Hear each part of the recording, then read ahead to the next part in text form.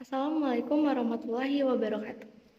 Perkenalkan, nama saya Gadis Endapian Nirmala dengan NIM 01022111022. Saya merupakan mahasiswa dari Fakultas Dakwah dan Komunikasi serta jurusan Bimbingan Penyuluhan Islam semester 3. Ini adalah praktik ceramah dari mata kuliah Retorika Dakwah di bawah asuhan dosen pembimbing Bapak Dr. Haji Asar Sitompul MA. Adapun judul ceramah saya yaitu Penolong dalam Kesulitan. Namun sebelum ceramah di sini saya akan sedikit menjelaskan tentang teori dari retorika dakwah ini sendiri gitu. Jadi retorika dakwah ini adalah kepandaian atau kemampuan seseorang dalam menyampaikan ajaran Islam secara lisan guna untuk terwujudnya situasi dan kondisi Islami. Nah, jadi retorika dakwah ini juga merupakan cabang dari ilmu komunikasi yang dimana retorika dakwah ini membahas tentang bagaimana cara menyampaikan pesan dari seseorang kepada orang lain melalui seni berbicara agar pesan tersebut itu dapat diterima atau disampaikan dengan baik dan benar. Alhamdulillahirrabbilalamin, wassalatu wassalamu ala asrofil anbiya wal mursalin wa ala alihi wasahbihi ajmain. Amma ba'du. Pertama-tama dan yang paling utama marilah kita panjatkan puji serta puji syukur kita atas kehadirat Allah Subhanahu wa taala yang mana pada siang hari ini kita masih diberi kesempatan untuk berkumpul di acara hari ini. Sholawat berangkaikan salam tak bosan-bosannya Allah selalu kita hadiahkan kepada junjungan kita Nabi besar Muhammad Rasulullah sallallahu alaihi wasallam. Kaum muslimin dan muslimat rahimakumullah, memang di kehidupan kita ini selalu ada yang datang di kehidupan kita. Bukan hanya sebuah kebahagiaan, melainkan ada yang namanya ujian dari kehidupan.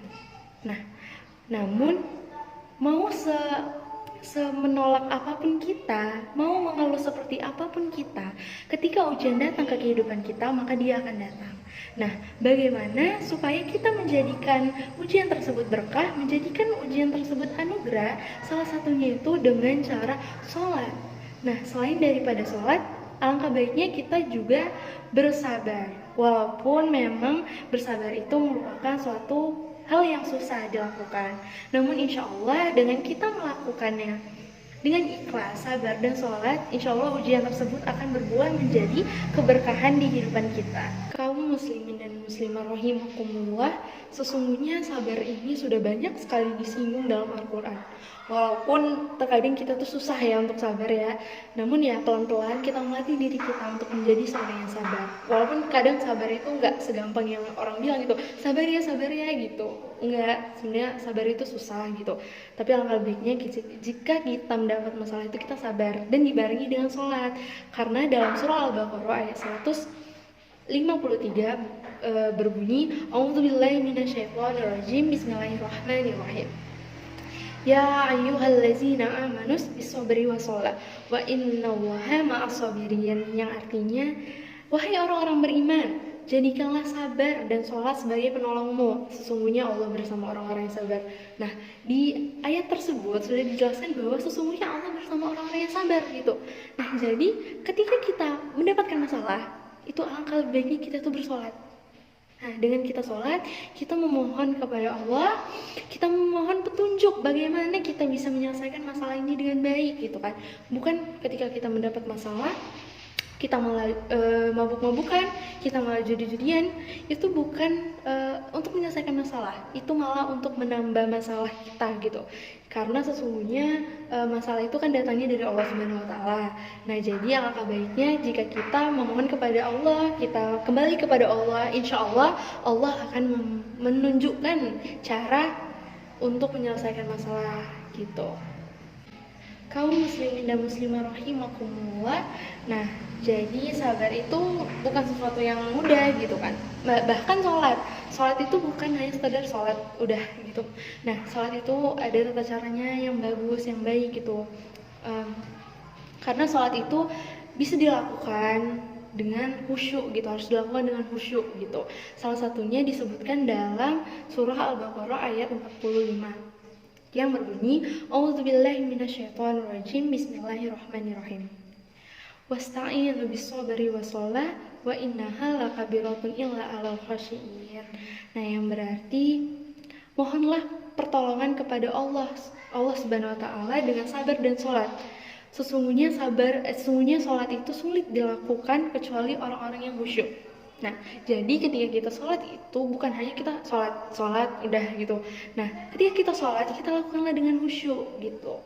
Ketika kita berdoa juga kita lakukan dengan khusyuk, supaya doa itu dijawab Allah, supaya Allah membantu kita dalam menyelesaikan masalah seperti itu.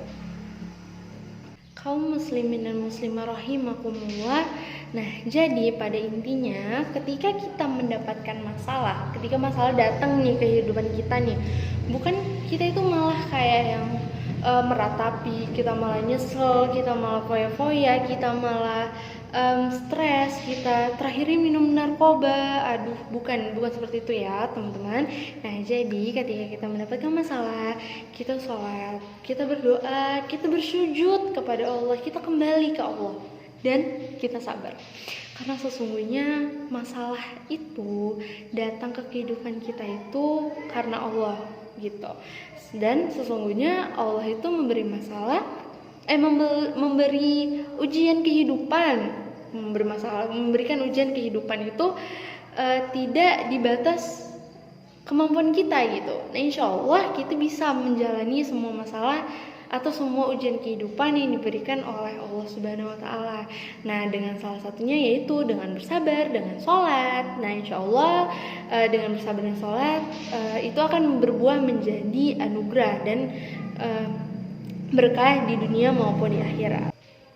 Kaum muslimin dan muslimah rahimakumullah, mungkin cukup sekian ceramah singkat yang dapat saya sampaikan. Semoga dengan perantara singkat yang saya sampaikan ini bisa membuat kita menjadi seseorang yang lebih sabar lagi, yang lebih sholatnya rajin lagi gitu kan, supaya kita bisa menyelesaikan masalah-masalah kita gitu.